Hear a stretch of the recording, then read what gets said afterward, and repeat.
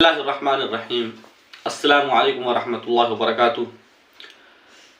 آج کا میرا موضوع ہے اخلاق مند ہونے کی نشانیاں۔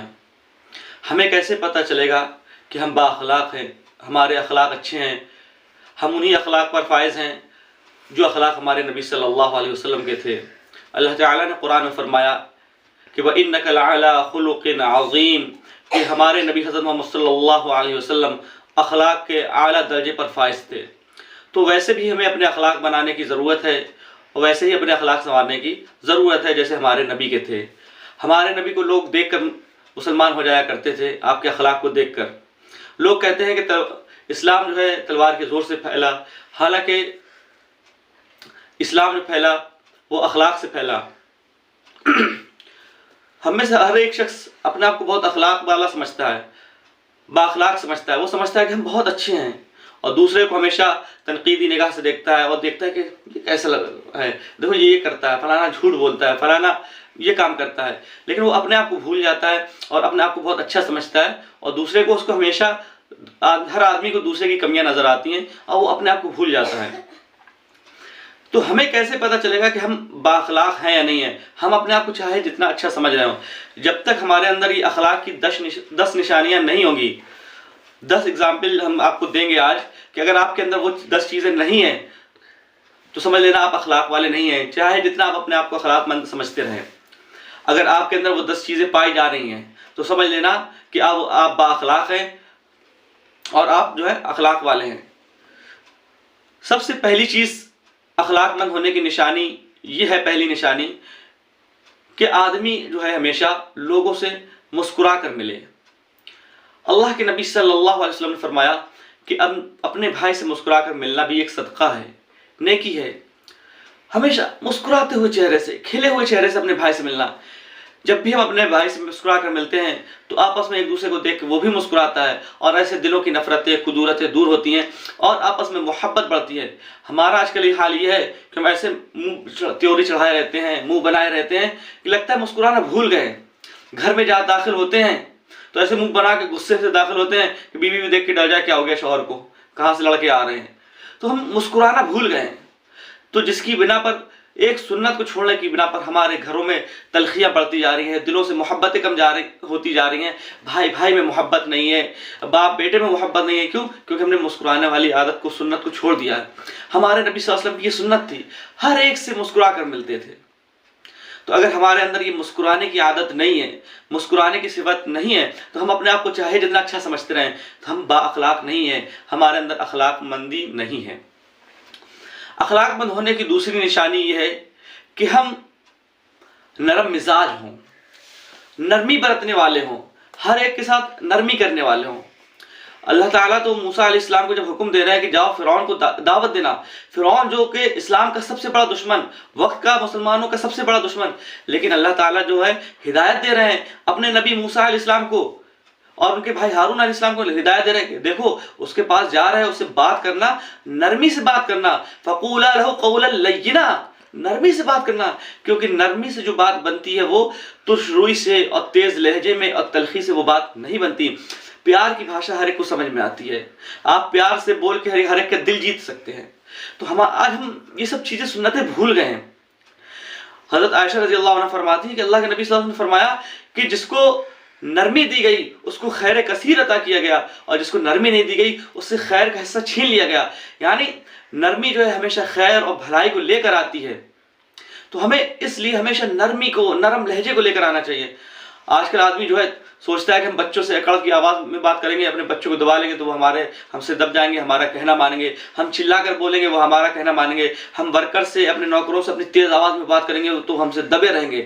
وہ دبے تو رہتے ہیں کیونکہ وہ آپ کے ماتحت ہیں، آپ کے سیلری پہ کام کر رہے ہیں، لیکن آپ کی عزت ان کے دل سے نکل جاتی ہے، کم ہو جاتی ہے۔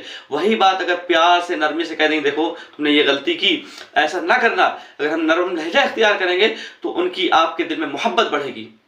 حضرت زید رضی اللہ عنہ ایک صحابی ہیں، زید یا غالباً حضرت انس رضی اللہ عنہ، وہ فرماتے ہیں کہ میں اللہ کے نبی صلی اللہ علیہ وسلم کی خدمت میں 10 سال رہا اور اللہ کے نبی صلی اللہ علیہ وسلم نے مجھے کبھی اف تک نہیں کہا۔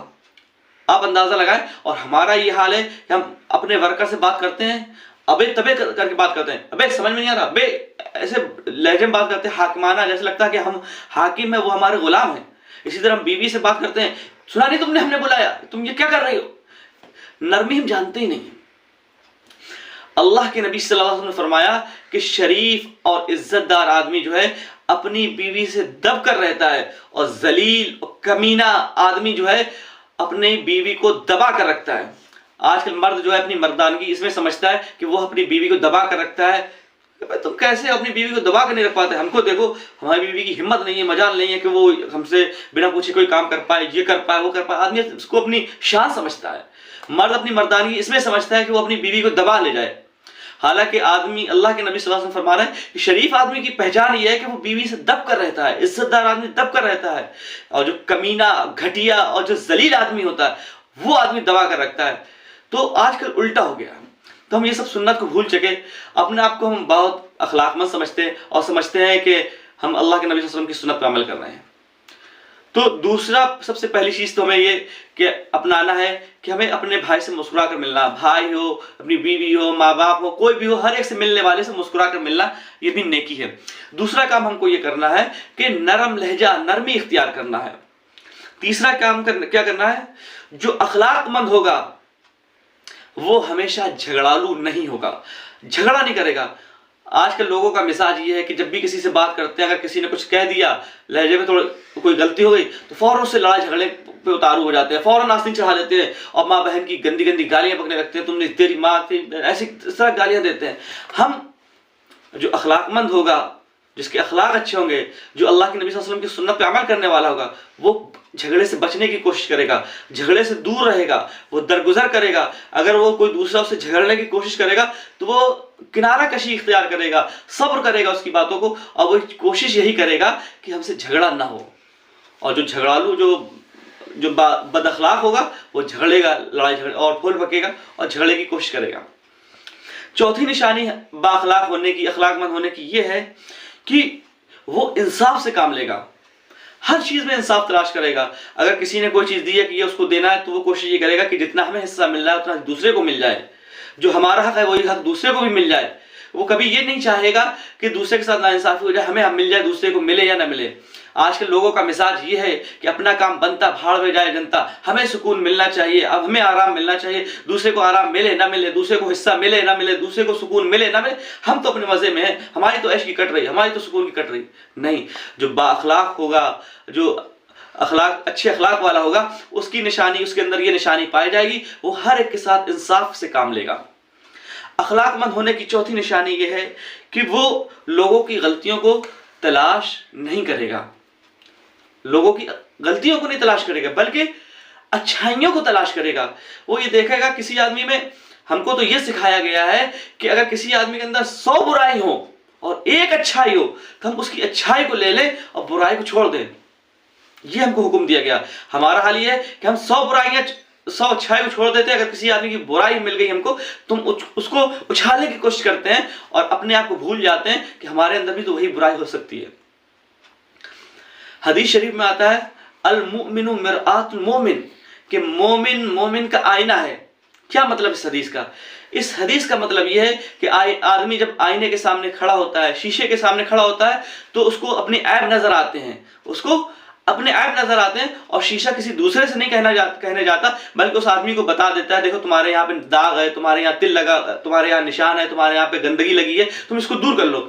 تو اسی طرح آدمی جب دوسرے آدمی کو دیکھتا ہے، اس کے اندر کوئی کمی نظر آتی ہے تو وہ فوراً اپنے اندر غور کرتا ہے، اپنے اندر جھانکتا ہے، کہیں میرے اندر تو یہ کمی نہیں، کہیں ہم سے تو یہ غلطی نہیں ہوتی۔ لیکن ہمارا مزاج یہ ہے کہ بجائے ہم اپنی کمی دیکھنے کے، اپنی غلطی دیکھنے کے، ہم دوسرے کی کمی کو پکڑ کے اس کو اچھالتے ہیں، اس کو بدنام کرنے کی کوشش کرتے ہیں اور موقع تلاش کرتے ہیں کہ اس کی کوئی کمی ہمیں مل جائے، اور بڑا خوش ہوتے ہیں بعد میں اس کی برائی کرنے کے بعد۔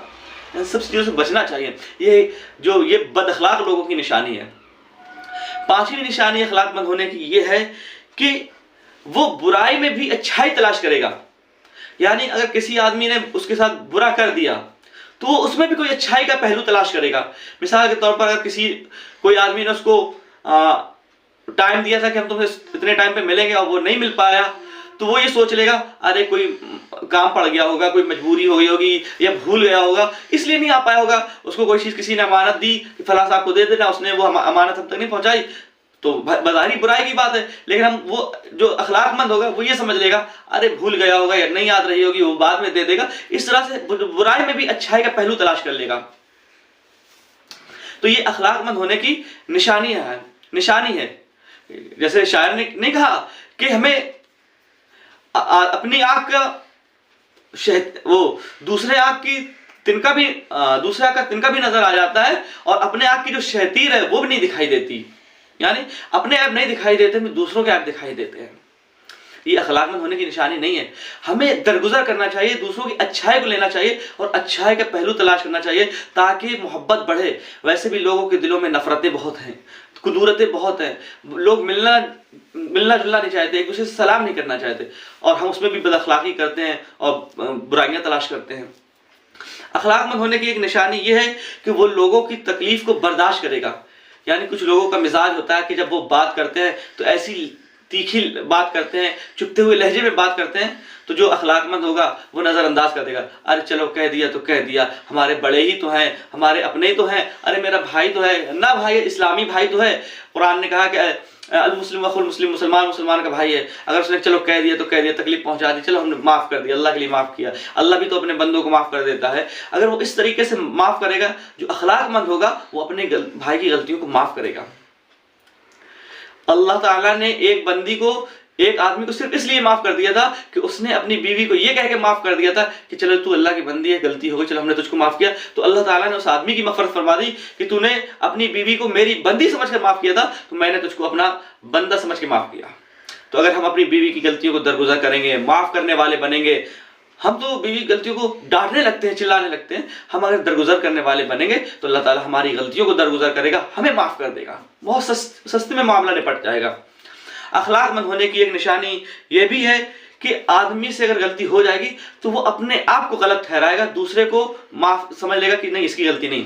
مثال کے طور پر کوئی بات ہو گئی, غلط فہمی پیدا ہو گئی, اچھا تم کسی غیر آدمی نے لگا دی فلاں تمہارے بارے میں ایسا کہہ رہا تھا, فلاں تمہارے بارے میں ایسا کہہ رہا تھا, اچھا ایسا کہہ رہا تھا.